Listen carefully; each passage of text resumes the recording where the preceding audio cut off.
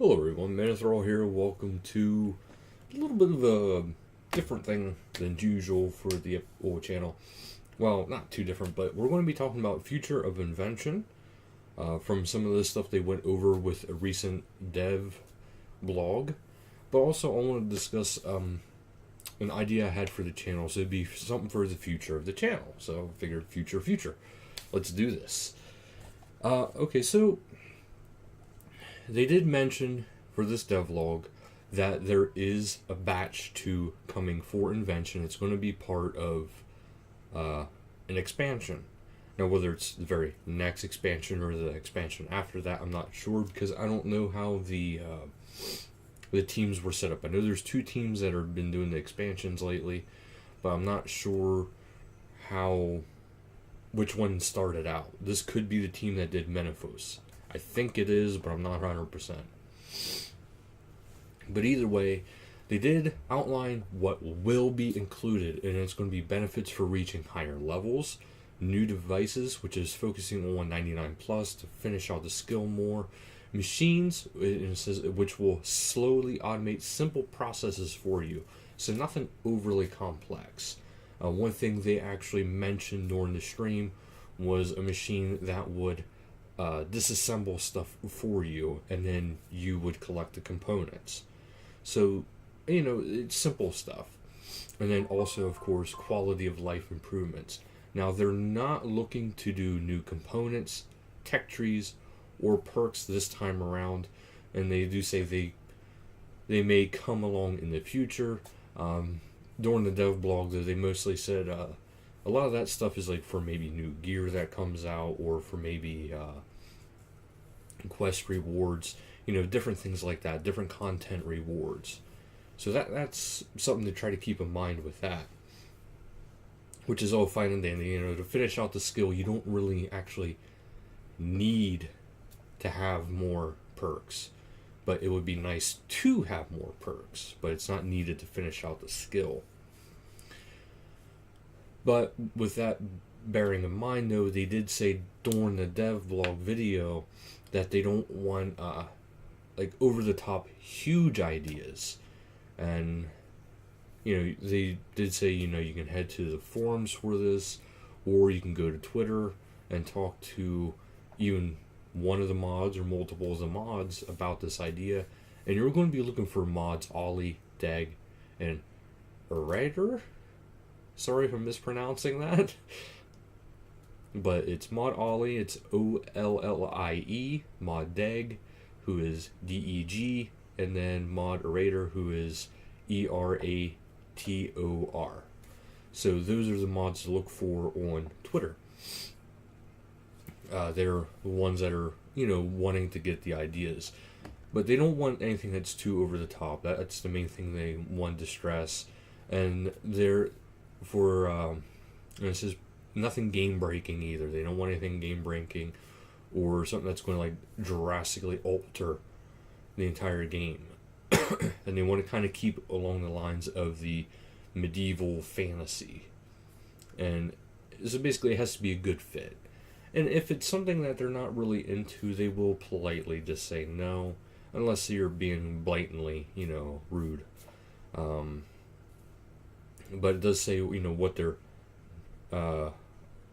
for what they're looking for and not looking for, and for the item level benefits, because they're looking to actually make it more beneficial to level your weapon or your piece of gear up to level 20. And it says they're not looking for disassembling, siphoning benefits at this time, but benefits shouldn't be so powerful that leveling an item to 20 feels mandatory. It says benefits should not require skill-wide changes, new appearances for every augmented item, extra functionality to every perk, etc. That would lie outside of the scope for this project. There could be more down the road. And it says to clarify, machines take an input. After a set amount of time, it returns a result. An example could be, like I said, an auto disassembler, and it would disassemble over the course span of a week, and then you get your components. So that's the things to be kind of expecting. And I know some things that I had mentioned to them was a cannonball maker. I understand some people aren't really too for that because it would hurt the price of cannonballs, but at the same time it could raise the price of the ores as well as the steel bars. So it's like, do you hurt the smithers or do you hurt them? Well, leave the miners alone and not give them. So it's just like, kind of hard to choose there. Because on one hand, the smithers could actually still be making a good amount of money because they could just make all the steel bars and then sell them off. And that could actually make steel bars more valuable than actually making the cannonballs. Cannonballs would drop, but steel bars might go way up because the accessibility would be a lot higher to getting steel bars versus, making all those cannonballs. I know personally, if there was something like that, I would probably use steel bars more often myself. But now another one of the ideas I had mentioned was a flax spinner. Spins the flax for you, and then you get the bowstrings. Simple as that. You get hardly any experience normally. So basically, it's items like that, for the machines, because they want something that's kind of simple. It doesn't take too much of an impact. The cannonball maker could be an impact. I'm not entirely sure. I don't know if it's really game breaking, but it could be an impact, and I really don't know what to say for sure with that one. But I'm very curious to see what other people come up with, and let's head to their forum right now and let's see what some other people have actually mentioned. This way it can kind of give you guys an idea of what other people are actually suggesting as well.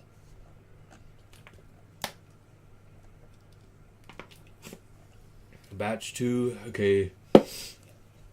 This person is mentioning something called risk word. And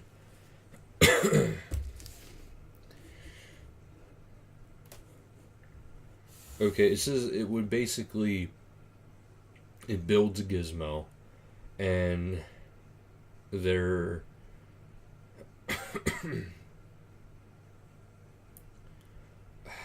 it's very, very weird.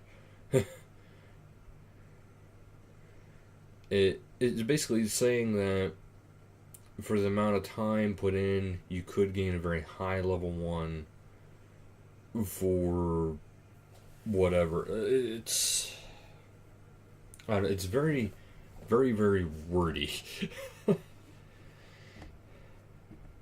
Here's another person that says about a flax spinner, which would be great. This person's saying about an anima gauntlet, and this is visually similar to the anima witch in Shattered Worlds concept art. What it does, and it says it allows instant convert to memories, energy, experience, and enhanced experience on any divination-based wisp, changing via a toggle. And how it's used is speeding up divination training and or energy collecting, making it convenient without the need to rush to the crater, allowing to keep up the momentum of clicking wisp. I don't know about that one. It's pretty cool, but it kind of takes away a lot from what they're doing. One thing I should mention too, what they do plan on doing is, this person actually here mentions it, is there is going to be no more inspiration. They're actually getting rid of the inspiration thing, and blueprints will still be a thing, but it won't require inspiration. And there should be no compensation like this person is asking, because you're not losing anything by losing the inspiration. This person's saying about an invention room in the player owned house, but that's not part of it. That would be more of a rework for, an addition to the construction skill. This one, actually, I like this person's idea here. It's a gathering perk. The only thing is, or it might be levelable, a level reward, increased multiple gathering. That would actually be pretty neat if it's a level perk. You know, as you get higher and higher level, it allows you to do something like that. And this person's suggesting a farmatron, and it automatically farms things for you, collecting and noting the yields for you to pick up at a later time. That's actually not a bad idea. You place it on a farming plot, load it with seeds, compost, and disease cures, and it will collect the yields from whatever plant you were growing based on your character's farming level, and then plants the new seeds. Actually, I think that is fantastic. Here's somebody suggesting a player in-house laboratory. Again, that would be more under construction. Imp-powered industrial oven. That actually sounds kind of neat. An auto Fletcher, Herbomatic 9000. The auto Fletcher, it just fletches for you. It stores it. The Herbomatic, it says add water, herbs, and secondary items into a cauldron, simmer for a while, and have instant potions on the tap. That's actually not that a bad idea. See, some of these people they're coming up with really good stuff. This person right here, component creator, it's probably a decent one, but it's not what they're looking for. They're not looking for new components. Here's one that has my curiosity, Touch of the Gods gloves. What it does, bring bones with the XP of a gilded altar with 2 marble burners for automatically if you have the bone crusher. How it's used: upon slaying a creature and burning the bones, ashes, it will give lots of XP.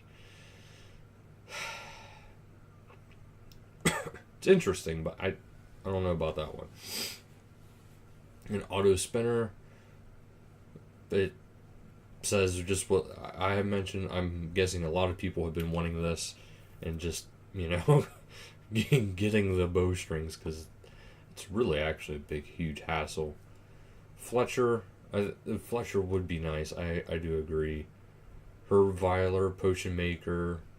I've seen another one of those. I just want to go over a little bit of other people's ideas, just to give you more ideas of what not only I was thinking of, but what other people were thinking of. And these are actually not that bad of ideas. Some people were kind of getting off track and going into components and house items for construction, so that doesn't really work. But now on to the other part of the discussion for this video is I want to do something a little bit different with the channel. You guys as the viewers, I want you guys to have a say in the channel as well. I've always stressed this about wanting you guys to be able to take part into the community and the channel. And I've always taken game recommendations, and I've played a few of the games that are recommended. Some of them not really for me. They are fun games, but they're not really for me. Like Star Trek Online, it is a good game. If people do want to see more of it, I will play more of it. But if you guys don't say anything, I probably won't, because it's not really my thing. For some people, I'm sure some people love it. Like, if you guys do want me to play more of that, just let me know. Just like Osiris New Dawn, I'm not much of a space guy, so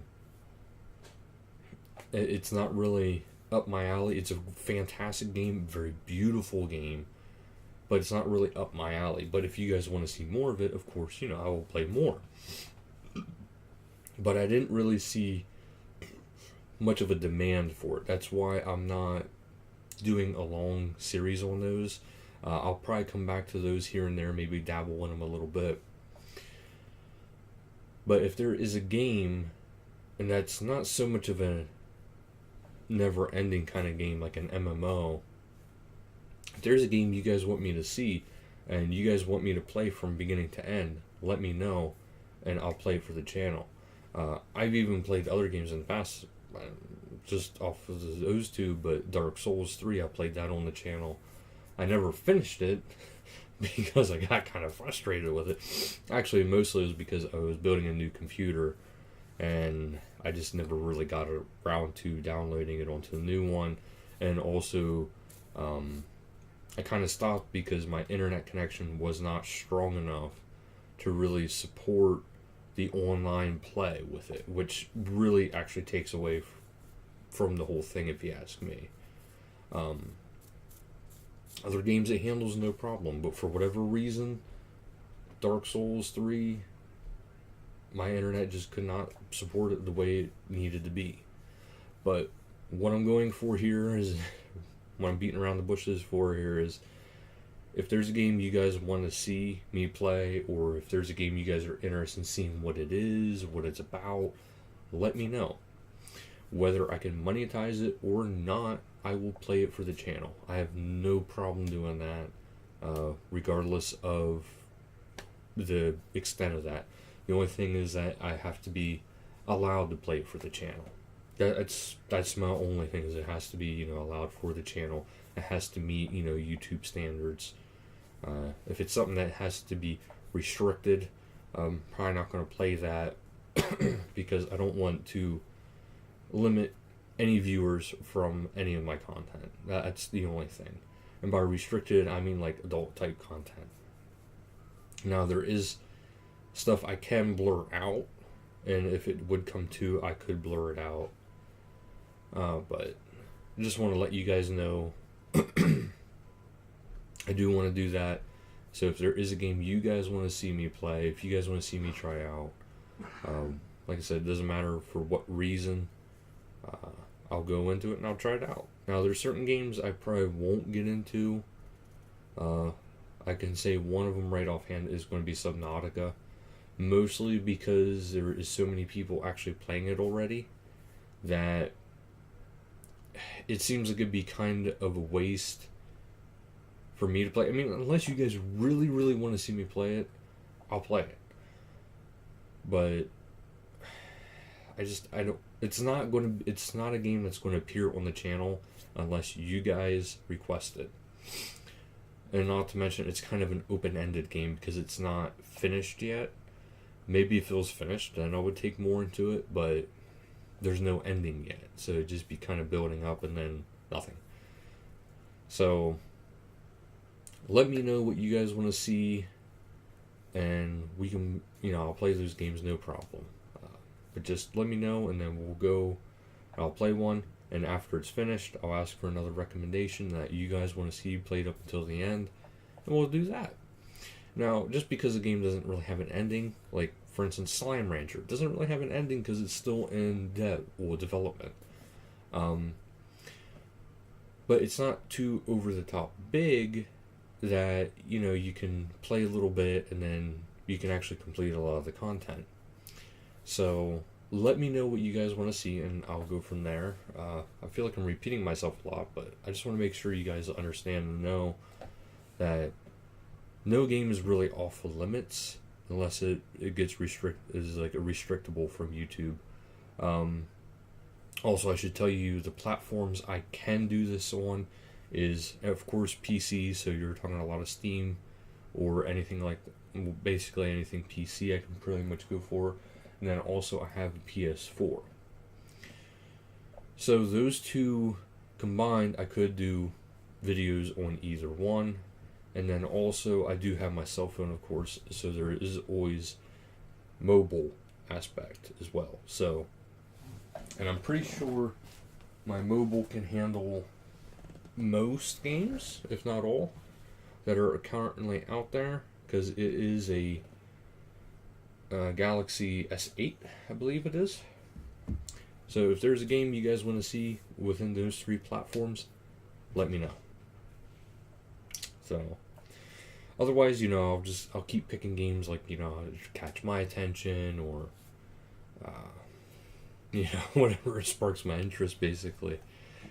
Games that look fun to me or draw my curiosity. So thank you guys so much for watching. Until next time, later guys.